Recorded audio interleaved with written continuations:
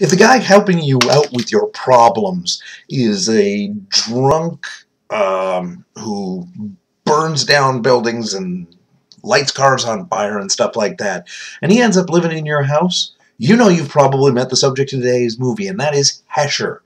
Hesher is a practically brand new movie that I never once heard about until I saw it sitting on a DVD shelf and noticed who exactly was in it. The movie stars Joseph Gordon-Levitt, Rainn Wilson, and Natalie Portman, along with this kid Devin Brochot, who I'd never seen before in my life. He's a young kid who fits the role of the kid in the movie. Basically, the idea is that this young kid, TJ, and his father, played by Rainn Wilson, have recently lost someone in their lives. It's TJ's mother and Rainn's wife. In a very traumatic circumstances. It's a car crash, and the kid is in a kind of a funk obsession downturn in his life, where he doesn't know how to handle things. He's become obsessed with the car that they were in the crash in. And when his father sells it, he gets angry and he tries to get the car back, and it doesn't work. And basically just he takes a kick in the teeth in life, and throughout the process of getting pissed off at this, and not being able to ride a bicycle whatsoever, the kid gets mad and he throws a rock through a window at a development place, which this Hesher character just happens to be crashed at, and draws the attention of security, and Hesher has to leave. And from then on, this degenerate squatter ends up stalking the kid, trying to help him solve his problems with bullies in a manner that is just amusingly warped, and interjects himself into this kid's life. And the movie it's got comedic elements definitely to it, but it's a drama. It's a life exploration thing. It's a coping with loss thing. And Hesher gives probably one of the most warped motivational speeches ever at the end of the movie, at a funeral of all things.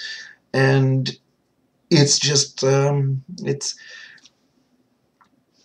as dysfunctional as he is, it's a very touching thing, because he's a guy that's got a lot of problems in his life. His life is basically just one spiral of self-destruction, and he's trying to help this kid out, and as this kid and his father reunite, and it's a very good movie for that. It was written and directed by a man who I have never heard of before, because it was his first ever movie, Spencer Saucer, who before that had done a few short films, including one about R2-D2, which becomes relevant because there's a scene where Natalie Portman, the kid, and Hesher are crashing in the back of a pool, someone's house pool, and Hesher is running around in the pool screaming, R2-D2, get the trash compactors, R2-D2, shut the trash compactors off, which is a blatantly wrong Star Wars reference.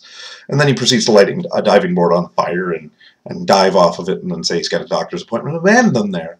Yeah. It's also in this movie is the kid falls in love with the kid crush with Natalie Portman, who's playing a cashier who basically is in a rut herself. Everybody in this movie is kind of tinged with darkness and ruttiness, but it's strangely touching and uplifting and funny, and also there's a lot of just plain wrong shit in this movie. But hey, it's supposed to be about gritty reality.